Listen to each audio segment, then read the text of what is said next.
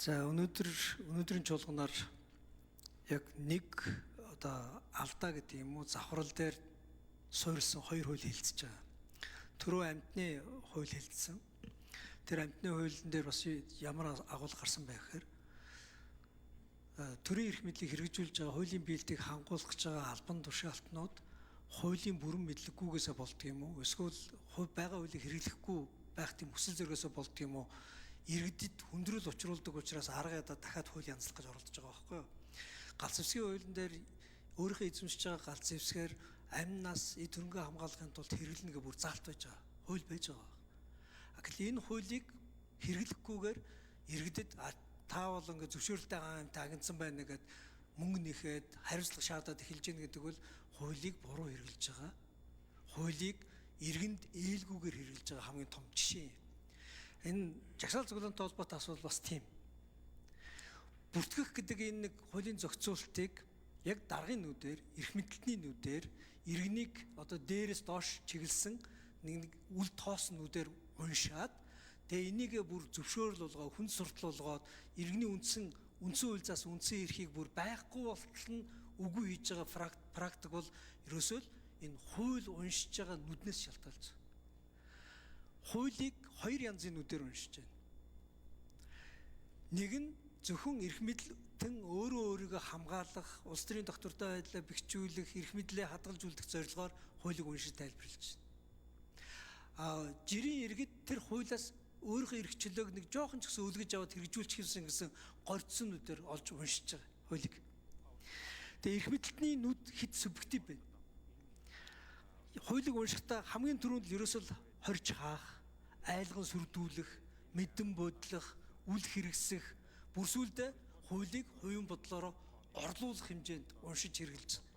Тэрнээс болоод одоо энэ жагсаал цуглаантай холбоотой зохицуулалт эцсийн дүндээ юу болоо хувирч яах гэхээр яаж үндсэн хууль заасан иргэний үндсэн эрх хэрэгчлөөний энэ хэсгийг төрийн дур зороос хамгаалах вэ гэдэг том асуултанд хариу өгөх хэмжээнд ирж байгаа. Энэ хуулийн концепцийг ч гэсэн биднээс одоо дахиад нягтлах хэрэгтэй болж байгаа. Жагсаал цуглаан зохион бол эрхчлөөтэй холбоотой энэ хууль тогтоомж гэж гарчгаа нэрлэж байгаа бол энэ хуулийн үндсэн концепц төр юу хийж болохгүй вэ гэдгээр бас чиглэх хэрэгтэй. Саяхан одоо ойрхон түүх засгийн газрыг огцруулах хариуцлага тооцохтой холбоотой залуучууд жагсаал хийсэн чинь тэр жагсаалын дундуур зохион байгуулалтаар хэсэг бүлэг итгээд Украины далбаа гаргаж ирж зураг аваад буцаагаад Украиныхаа далбааг хумж аваад тэр зургаа сошиалээр сэвээд дайныг одоо Украины талд явдаг хүмүүс Монгол улсын засгийн газрыг эсрүүцэж гэнэ гэд бүр сэвэд эхэлж байгаа байхгүй юу? Энийг жирийн иргэд зохион байгуулахгүй. Энийг бүр тусгай албадын төвшөнд зохион байгуулж байгаа юм шиг маш нарийн хийж байгаа. Бүр технологитой.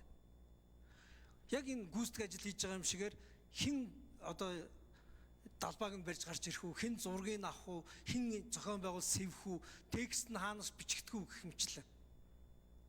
Ийм зүйлүүдийг дасан зогсоох чадвах Монголын төрд байна уу?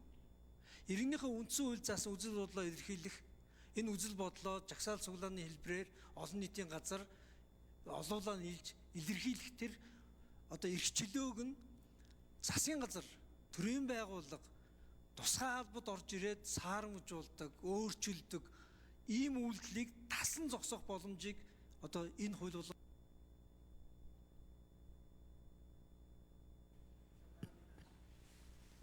За оюун сахны алтан гэрэл сайд хариулт өгье.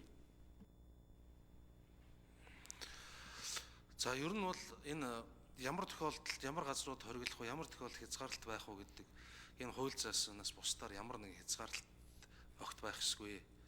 Тэмүүжин гишүүний хэлж байгаа үгийг бүрэн дэмжиж байна. Ер нь энэ жагсаал цуглааныг одоо эсрэг жагсаал хийхийг хориглоно гэдэг олуулаа жагс цуглаж болохгүй гэдэг янз янзын үйл бодолтой байж болохгүй гэдэг энэ олон хориглолт хязгаарлалтууд өнөөгөө хөл дээр байгаа хориглолт хязгаарлалтууд сүүлдээ юу болж өөрсөн бэ гэхээр яаж явагдаж байгаа тэр жагсаал цуглааныг нэг тараах вэ?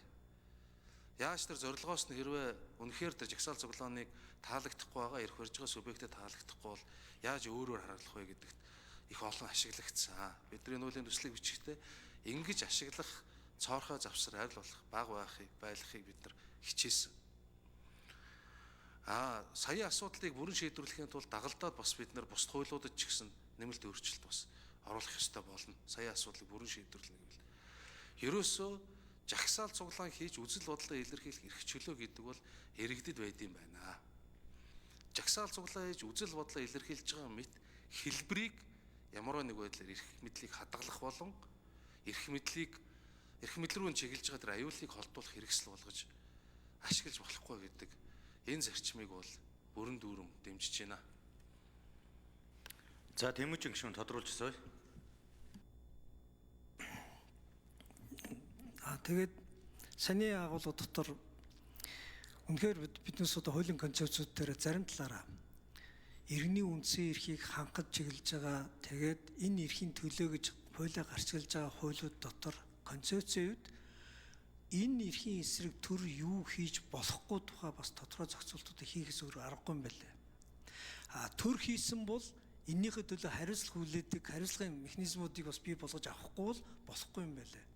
Тэр дундаа одоо энэ яг үндсэн хуульд байгаа энэ эрх хэрэгчлөөтэй холбоотой асуудлууд дээр төр засгийн зүгээс хязгаарлалтууд хууль бусаар хийж оролцож байгаа бол түүнийг нь парламент дээр бас хянаж шалгаж парламентын хэлтийн тусалцаатайгаар иргэний үндсэн хууль засан үндсэн эрхийг парламент бас хамгаалдаг шүү гэдэг тогтолцоог бүрдүүлж авахгүй бол бас бидэнд сул парламентын засгийн энэ улсын урд сул байгаа юм байна.